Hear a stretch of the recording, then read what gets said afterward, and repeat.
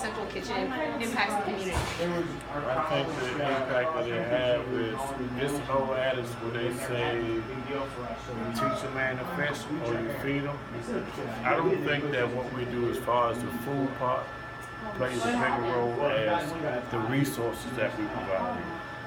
We use food as basically as a tool to engage, to show homeless people, people that's destitute, that they provide a service where you can learn a trade, where you can learn how to feed yourself.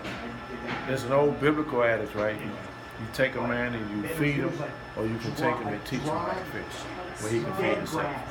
And basically that's what we use. The food is just basically the smallest part of what we do. Even though it plays a significant role because a lot of people who aren't or maybe don't have the fortitude to get up and go out and seek jobs, this meal that we send out is important because it's probably the only meal they're going to get that day. And I really put a lot of emphasis on the nutritional value of food because you can feed a person 3 meals a day, but if it don't have a nutritional value, it's not as good as feeding them one good nutritious meal that day. So it does play a part, but it's not the biggest part of what we do. How important do you think it is for children to volunteer at DC Central Kitchen? I think it's very important. I think it's very impactful because most kids feel like the world revolves around them. What they're going through is the only, that's most important. Now they get the opportunity to see and experience the significance of what we do here or what we do. Maybe not here for any volunteer service. The art of giving, that's probably one of the greatest gifts that you can do, or you can actually be a part of. It's bigger than receiving. It's from a personal standpoint, what I do personally, it plays a big role because I'm a universal person. I believe in the universal adage is you get back what you put in. So if you're giving, you understand, of yourself and it's real and it's coming and it's valid and it's from the heart, it comes back. So, and like I said, we're all tangible to a certain degree where they think the greatest gift is receiving. The greatest gift in life is giving. So, anytime you can take 3 hours out your day and do something for somebody who may not be in a position where they can do for yourself, that's a gift. And that's something that a lot of people, I think, really should experience, And for you kids, for you young kids, this right here, what we do here is I use this as a platform. I call it emotional bridge building. We just built a bridge right here. You guys got a chance to share it in something that we do here. But then as you grow older, you go through life and you have those terminal times, you're going to think about that 3 hours that you spent doing something that was so enjoyable. And you're going to always stay connected to us emotionally in some form. We just had, I just experienced a graduate. She went to George Washington her freshman year. She's from Boston, just migrated here, going to school. She used to come here practically every evening until she assimilated and found her own circle of people here. But for the 4 years, she still stayed committed to us. She went away to grad school, eventually got married, had a 2-year-old son. She contacted us and said that she wanted to have her son's 2-year-old birthday party here. So she brought it. The little kid don't know what he was doing, but it was just something that she still felt the attachment. So she came, brought the cake, and we sung happy birthday. The one thing she said that stuck in my mind, she said, all through school, all through grad school, I always thought of y'all, I always talked about you guys, and how much help that we did for her. Not counting when she came in here and cut onions and peppers. It was about the help that we provided for her, a haven where she can come and just relax. She felt amongst family, away from home. This was like a home away from home. And then she wrote us a check for $5,000. So like I said, this is a platform to build that bridge. And a lot of times we have kids such as yourself, young guys, and who come through here, and they go off and they go on to life, and you know. But we always hold that connection. I opened up a social media Facebook page just for that purpose. I have friends, Facebook friends from Ireland, from Russia, from Kazakhstan, from Asia, who I've made that connection with here. But then also it helped me understand too that young kids a lot of times, and I always fought my generation.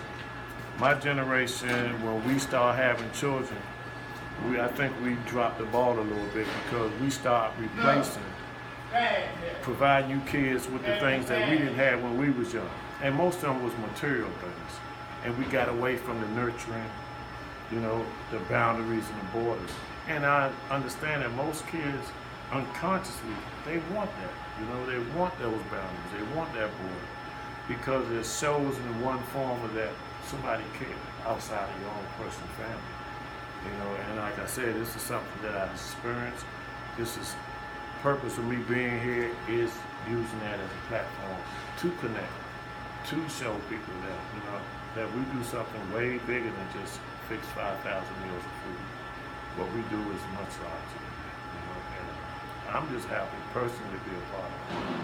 You know, and that's, you still feeling me? You have another question? Yes. Just one more, I think. Yeah. So what is it like knowing the importance of your job to the community? What's it like? I can't describe it from a personal fulfillment, but I'll tell you this much. I'm proud to be a part of something as big as this. Not just to be a part, to be a very intricate part of this, you know. With my title as management and the empowerment that upper management gives me by saying, hey, that's your kitchen.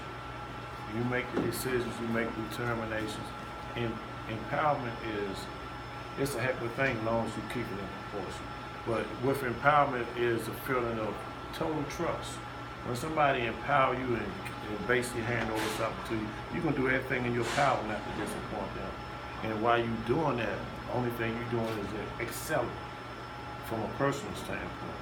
You can add layers to yourself because everything that you do, you want to be on point. And that's what I've been doing since I've been here. You know, I've been adding layers to myself personally because I always want to be on point with them.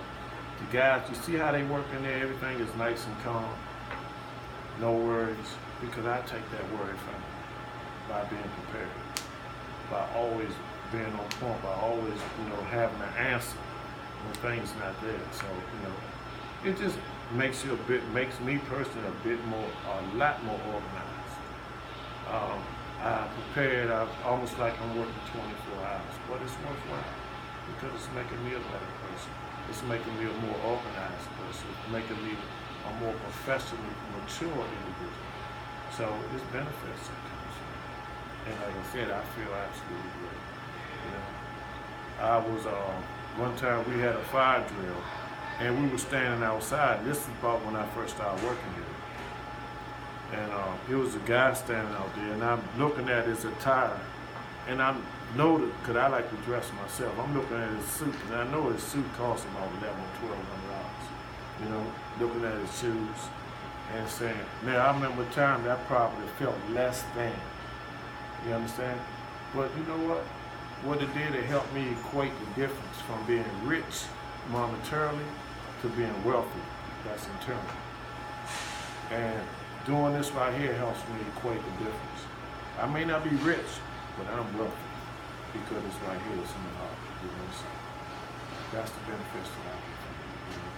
And witnessing things like that, when you start comparing yourself to your peers or people around you, and you're a part of something, and you're doing something that's impacting people's lives, it's wealth.